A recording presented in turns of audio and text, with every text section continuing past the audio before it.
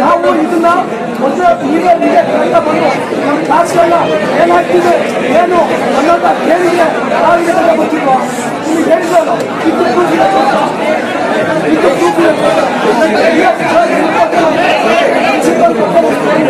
ಗೊತ್ತಿಲ್ಲ ಸರ್, ನಿಮ್ಗೆ ಗೊತ್ತಿಲ್ಲ.